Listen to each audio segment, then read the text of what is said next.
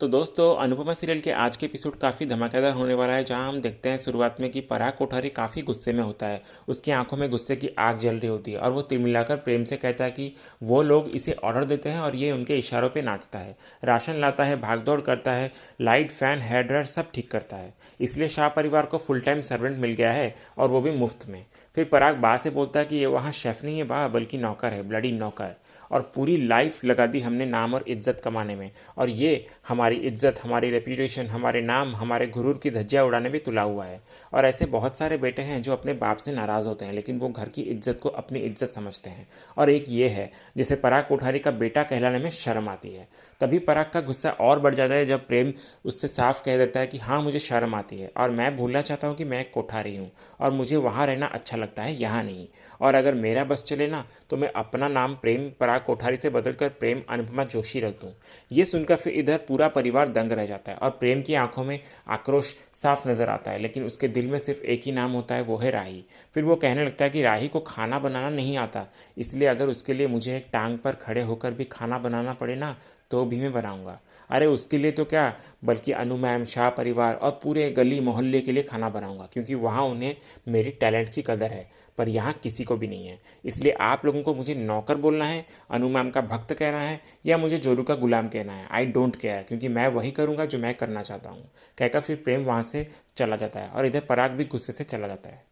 दूसरी ओर फिर हम देखते हैं कि पाखी अपने ही अलग प्लान में होती है। वो ईशानी को उकसा रही होती है और कहती है कि ये देख ईशानी, राजा का अकाउंट क्या कार है, ये देख। ईशानी फिर इधर से बोलती है कि लेकिन लड़का तो बेकार ही है। पाखी फिर बोलती है कि क्या बेकार है, पागल है क्या तू, ये देखना कभी बारली कभी जापान कहाँ कहाँ घूमते रहता है, इसलिए अगर तू उसके साथ दोस्ती कर लेना तो सोच पूरी दुनिया घूम सकती है। ईशानी फिर इधर नाराज़ होते हुए कहती है कि मम्मा, अगर मुझे घूमने का इतना ही शौक होता ना तो मैं किसी ट्रैवल एजेंट से शादी कर लेती, लेकिन इस नमूने से बिल्कुल नहीं शादी करती मैं। पाखी फिर जोर से हंसते हुए कहती कि अरे बेटा, लड़कों की शक्ल नहीं उनका वॉलेट देखा जाता है, शक्ल तो सिर्फ लड़कियों की देखी जाती है। ईशानी फिर सवाल करती है कि तो फिर आपने पापा से शादी क्यों की। तो पाखी एक पल के लिए चुप हो जाती है और फिर ठंडी आवाज़ में कहती है कि क्योंकि पहले तेरे पापा के पास भी पैसे थे। ईशानी फिर बोलती कि इसका मतलब आपको कोई प्यार व्यार नहीं था उनसे। पाखी फिर बोलती कि था प्यार, लेकिन कुछ दिनों के बाद सब उड़ गए। और ईशानी, तू मेरी बात समझ क्यों नहीं रही है, शादी के बाद ना प्यार, रोमांस, ये सब कुछ मैटर नहीं करता। अगर कुछ मैटर करता है तो सिर्फ और सिर्फ पैसे। फिर पाखी ज़बरदस्ती से ईशानी के मना करने के बाद भी उसके अकाउंट से राजा को फॉलो कर देती है। तो ये देखकर ईशानी और भी गुस्सा हो जाती है और कहती है कि what is wrong with you mama, क्या कर रहे हो ये। पाखी भी फिर इधर से ईशानी का हाथ जोर से पकड़ते हुए सख्त अंदाज में बोलती है कि what is wrong with you Ishani, कब से मैं तेरा नाटक देख रही हूँ, लेकिन अब बस बहुत हो गया। कब से हम लोग सोच रहे हैं कि तुझे एक बड़ी फिल्म मिल जाएगी और तू रातों रात सुपरस्टार बन जाएगी, लेकिन ऐसा कुछ भी होता हुआ दिखाई नहीं दे रहा है ईशानी। इसलिए तेरे लिए यही बेटर होगा कि तू अपनी लाइफ को सिक्योर करने के बारे में सोचना शुरू कर दे। फिर पाखी ये कहते हैं कि राही उस घर की बहू बनने वाली है, इसलिए उस घर में अगली बहू तू होनी चाहिए ईशानी। इसीलिए बोल रही हूँ कि राजा से अपनी दोस्ती बढ़ाना चालू कर, समझी। ये सब सुनकर फिर इधर ईशानी का दिल ही बैठ जाता है। अगले सीन में फिर राही और प्रेम वीडियो कॉल पे बात कर रहे होते हैं। राही फिर इधर प्यार से कहती है कि प्रेम, मैं तुम्हें बहुत मिस करती हूँ, जब शाम होती है ना तो बस तुम्हारे बारे में ही सोचती हूँ। प्रेम भी फिर इधर हल्के से मुस्कुराते हुए कहता है कि और मैं भी तुम्हें बहुत मिस करता हूँ, और रातें इतनी लंबी कभी नहीं लगी राही। फिर राही इधर से कहती है कि शादी के बाद मैं अपने परिवार को ज़रूर मिस करूंगी प्रेम, लेकिन इतना भी नहीं करूंगी क्योंकि शादी के बाद मुझे तुम्हारी इतनी बड़ी फैमिली जो मिलने वाली है। इसी बीच प्रेम के दिमाग में घर की परेशानियां घूम रही होती है और फिर राही इधर से बोलती कि और पता है प्रेम, मुझे हमेशा से ऐसे ही फैमिली चाहिए थी, वो तो मेरी स्टुपिडिटी की वजह से मैंने अपने लाइफ के इतने साल अपने फैमिली से दूर रहकर गवा दी, लेकिन थैंक्स टू कान्हा जी कि मुझे जॉइंट फैमिली वाला ससुराल मिल रहा है। फिर तभी इधर से प्रेम सिर्फ खामोश रहता है और कुछ भी नहीं कहता। तो राही इधर से पूछती है कि क्या हुआ प्रेम, तुम परेशान दिख रहे हो, ऑल ओके ना, और हमने जो वीडियो कॉल किया था उसकी वजह से कोई इश्यू तो नहीं हुआ ना तुम्हारे वहाँ पर। प्रेम फिर बोलता है कि नहीं नहीं, ऐसा कुछ भी नहीं हुआ। तो राही फिर बोलती है कि तो फिर तुम इतने टेंशन में क्यों लग रहे हो, घर में मन नहीं लग रहा है क्या। प्रेम फिर बोलता है कि ये घर मुझे अपना सा नहीं लगता राही। फिर राही उसे दिलासा देती है कि तुम्हें मुझ पर भरोसा है ना प्रेम, तो ट्रस्ट मी, मैं करूँगी, और तुम्हें मुझे मेरी फैमिली से मिलवाया है, मेरी फैमिली को अपना मानकर उनका दिल जीता है, पर अब मेरी बारी है। नहीं नहीं, ऐसा नहीं है कि ये कोई हिसाब है, बल्कि ये प्यार है, और ये सब कुछ मैं तुम्हारे लिए करना चाहती हूँ प्रेम। इसलिए मैं तुम्हारी फैमिली को समझूंगी, अपनाऊंगी, और वहाँ बहू बनकर नहीं बेटी बनकर रहूंगी, और तुम देखना मैं सबका दिल भी जीत लूंगी। इसलिए तुमसे वादा करती हूँ कि मेरी कोशिश में कभी कमी नहीं होगी। फिर ये सब सुनकर इधर पीछे खड़ी अनुपमा मुस्कुराते हुए कहती है कि मेरी बेटी को अपनी कोशिश पे और मुझे मेरी बेटी पे पूरा भरोसा है, लेकिन लेकिन किस्मत पे भरोसा नहीं है कान्हा जी। मेरी बेटी और कोठारी के बीच का फैसला इतना बड़ा है कि उसे तय करते करते कहीं मेरी बेटी थक ना जाए। दूसरी ओर फिर अगली सुबह प्रेम और राही अपनी ड्रीम प्रोजेक्ट अन्नू की रसोई के लिए इन्वेस्टर से मिलने जाते हैं। इन्वेस्टर फिर उनकी प्रेजेंटेशन से बेहद प्रभावित होते हैं और कहते हैं कि हम आपकी अन्नू की रसोई में इन्वेस्ट करने के लिए तैयार हैं। तो ये कहकर फिर वो वहाँ से चले जाते हैं और इधर खुश होकर राही और प्रेम एक दूसरे को गले लगा लेते हैं। प्रेम फिर इधर मुस्कुराते हुए कहता है कि सीरियसली तुम ही कोठारी परिवार के लिए परफेक्ट बहू हो। फिर राही समझ नहीं पाती और पूछती कि मतलब। तो प्रेम इधर से बोलता है कि मतलब तुम्हारा बिजनेस एक्यूमेन और तुम्हारा कॉन्फिडेंस देखकर अगर मिस्टर कोठारी यहाँ होते ना तो तुम्हारे फैन बन जाते। वैसे भी उनकी लाइफ में सिर्फ एक ही चीज़ इंपॉर्टेंट है और वो है मैथमेटिक्स। राही फिर इधर से बोलती है कि प्रेम अगर इन्वेस्टर्स फंड करेंगे ना तो हम मुंबई जाकर अपने कोर्सेज भी कंप्लीट कर पाएंगे। प्रेम फिर इधर से बोलता है कि हाँ, पढ़ाई और करियर दोनों एक साथ कर पाएंगे हम। फिर इधर राही उत्साहित होकर कहते हैं कि फाइनली किस्मत मुस्कुरा गई। तो एक काम करते हैं, ये न्यूज़ ना जल्दी से मम्मी को जाकर देते हैं। लेकिन प्रेम उसे रोकते हुए कहता है तभी कि नहीं नहीं अभी नहीं, हम उन्हें बताएंगे लेकिन ज़रा स्टाइल में। और इधर दूसरी तरफ हम देखते हैं कि पराग को जब ये पता चलता है कि इन्वेस्टर प्रेम और राही में दिलचस्पी दिखा रहे हैं तो उसका खून खौल उठता है। फिर दूसरी तरफ सारा शाह परिवार गोलगप्पे वाले ठेले पर पहुंचता है। तो फिर वो ठेले वाला अनुपमा को कहता है कि बहुत बहुत बधाई हो अनुपमा जी। तो अनुपमा इधर समझ नहीं पाती और आश्चर्य होकर पूछती कि किस बात की बधाई। तभी उसी वक्त प्रेम और राही दोनों आकर बड़े ही खुशी से कहने लगते हैं कि good news, celebration time. Anupama फिर ये सुनकर समझ जाती है और बोलती है कि तो ये गुड न्यूज़ का मतलब ये है ना कि इन्वेस्टर्स मान गए हैं। प्रेम और राही फिर बोलते हैं कि हाँ हाँ सही सोचा आपने। तो फिर अनुपमा बहुत खुश हो जाती है और जाकर दोनों के गले लग जाती है। फिर प्रेम इधर अनुपमा को बोलता है कि मैम, मैंने तो सिर्फ आइडिया पिच किया पर कन्विंस राही ने किया है, तो आपकी बेटी एकदम कैलकुलेटर है। फिर अनुपमा इधर से बोलती है कि वो तो हर गुजरातियों में होता है बेटा, चलता फिरता कैलकुलेटर। लेकिन पता है मेरी बेटी में खास क्या है? खास ये है कि वो अनुज कपाड़िया की बेटी है। भले ही विरासत में बिजनेस ना मिला हो लेकिन बिजनेस सेंस जरूर मिला है उसको। फिर अनुपमा इधर प्रेम और राही दोनों से कहती है कि वैसे प्रेम और राही तुम दोनों का ये पहला कदम है, तो आगे जिंदगी में ऐसे बहुत सारी मंजिलें हैं जो तुम दोनों को तय करना है और हर रास्ता आसान हो जाएगा जब तुम दोनों हम बनकर चलो। तो प्रेम फिर इधर से बोलता है कि यस मैम, हम हमेशा हम बनकर ही रहेंगे। बापूजी फिर इधर से कहते हैं कि मैंने कहा था ना कि प्रेम और राही की जोड़ी कमाल की जोड़ी है। तभी सारे घर वाले आकर राही और प्रेम दोनों को बधाई देने लगते हैं खुशी से, पर माही इधर अकेली अलग से खड़ी हुई होती है। तो अनुपमा उसको देखकर उसके पास जाती है और उसे कहती है कि ए बेटा आगे बढ़ जा। माही फिर अनुपमा से क्वेश्चन करते हुए कहती है कि क्या आप अनुज जी को भूलकर आगे बढ़ पाई? अनुपमा फिर इधर से बोलती कि अनुज और मेरा गहरा रिश्ता था और हमारी शादी हुई थी, पति थे अनुज मेरे, और जितना प्यार मैं अनुज से करती हूँ ना उतना ही प्यार अनुज ने भी मुझसे किया। लेकिन यहाँ तो तेरा प्यार एक तरफा है माही, और प्रेम और तेरा कोई रिश्ता ही नहीं है।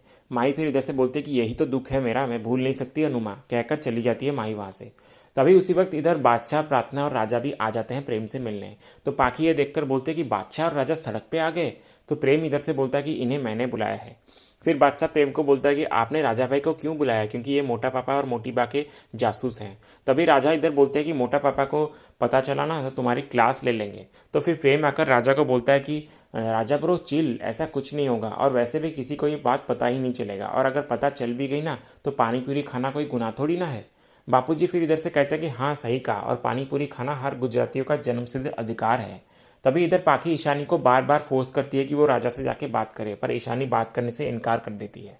फिर अनुपमा इधर पानीपुरी के ठेले वाले भाई के साथ मिलकर सबको पानीपुरी सर्व करने लग जाती है और सब लोग इधर बड़े ही मजे से पानीपुरी खाने का आनंद लेते हुए नजर आते हैं। तभी इधर इसी बीच गौतम पराग से कार में बैठते हुए कह रहा होता है कि प्रेम खुद तो बिगड़ा ही है, राजा, प्रार्थना और बादशाह को भी बिगाड़ रहा है। पराग फिर इधर से बोलता है कि फैमिली बिजनेस में इंटरेस्ट नहीं है, लेकिन शास के लिए इन्वेस्टर्स के ऑफिस के धक्के खा रहा है। वो इन्वेस्टर्स जिसे मैंने खड़ा किया उनके आगे हाथ फैला रहा है वो। गौतम फिर इधर से बोलता है कि अनुपमा जी आपको नीचा दिखाना चाहती होंगी, तभी तो वो प्रेम से ये सब करवा रही हैं। वो प्रेम का यूज़ कर रही हैं, क्योंकि बिजनेस वर्ल्ड में सबको पता है कि प्रेम आपका बेटा है और प्रेम के कहने पे कोई भी इन्वेस्टर इन्वेस्ट करने पे रेडी हो जाएगा। पराग फिर इधर से कहने लगता है कि मैं ऐसा कभी होने ही नहीं दूंगा, ना खुद अनु की रसोई में इन्वेस्ट करूंगा और ना ही किसी और को करने दूंगा। फिर दूसरी तरफ हम देखते हैं कि प्रेम और राही दोनों मिलकर अनुपमा को पानीपुरी खिला रहे होते हैं। इधर तभी वहीं से गुजर रहा होता है पराग, और प्रेम बादशाह और राजा को देख अपनी गाड़ी को रोक देता है और दूर से ये सब देखकर जल रहा होता है।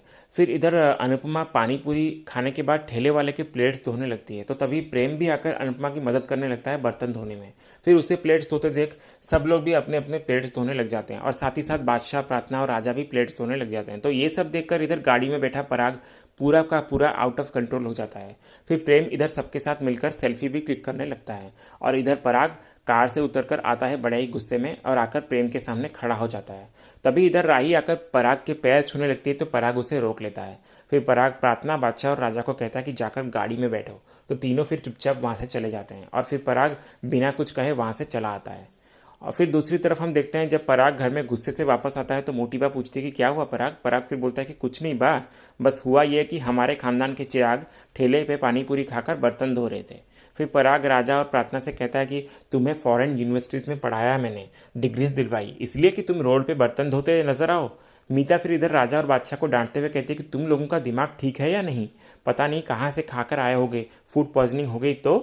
तभी गौतम इधर प्रार्थना को धीरे से बोलता है कि तुम्हें तो बहुत मज़ा आ रहा था, मन भर गया या दोबारा लेकर चलूं। फिर पराग इधर सबको कहता है कि मेरा बेटा, मेरी होने वाली बहू, मेरे होने वाले समधी और मेरे घर के बच्चे सबके सब भिखारियों की तरह रोड पे बर्तन धो रहे थे। फिर पराग इधर मोटी बात से कहता है कि और आपका वो लाडला पोता उनके कहने पे ठेले भी खोल लेगा, लेकिन बाप के कहने पे बिजनेस नहीं संभालेगा। राजपाट को फकीर बनते देखा है मैंने, लेकिन मजदूर बनते सिर्फ अपने बेटे को देख रहा हूँ। फिर पराग प्रार्थना को भी कहता है कि पहले सिर्फ प्रेम हमारी इज्जत को नीलाम करने पे तुला हुआ था, अब तुम भी शुरू हो गई प्रार्थना। फिर पराग ये कहता है कि अब मैं कुछ बोल दूँ तो मैं खलनायक और अंतमा जी अहमदाबाद की नायिका। हर रोज़ वो लड़का मेरे मुंह पे काली पोतता है और अब तुम तीनों भी उसका साथ दे रहे हो। अगर किसी ने तुम्हारी वीडियो बनाकर वायरल कर दिया होता ना तो क्या इज्जत रह जाती हमारी। फिर राजा इधर पराग से बोलता है कि सॉरी मोटा पापा, मैं नहीं जाना चाहता था, बल्कि प्रेम ने मुझे फोर्स किया और मैं मजबूर था।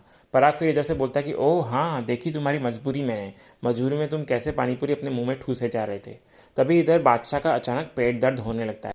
तो ये देखकर इधर मोटी बा सबको गुस्सा करते हुए कहते कि हमने जब तुम लोगों को मना किया था कि बाहर का खाना मत खाना तो फिर क्यों खाया।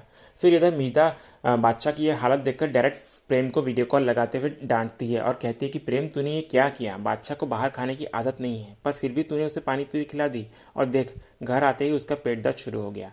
तभी राही और अंतमा दोनों भी होती हैं प्रेम के साथ, तो वो दोनों सलाह देती है मीता को कि वो बादशाह को अजवाइन की पानी पिलाए। फिर अनुपमा मीता को ये भी कहती है कि वैसे बच्चों को थोड़ा बहुत बाहर खिलाना चाहिए ताकि उनकी इम्यूनिटी बढ़ती है। तो मीता ये सुनकर अनुपमा को कहती है कि आपके ज्ञान के लिए थैंक्स कहकर वो फ़ोन को काट देती है। और फिर मीता इधर मोटी बा को बोलती है कि देखिए ना बा, एक तो गलती की उन्होंने और ऊपर से हमें ही ज्ञान दे रही है। मोटी बा फिर इधर से बोलते कि वही तो असली काम है इनका, ये रसोई वसी तो सिर्फ नाम का है।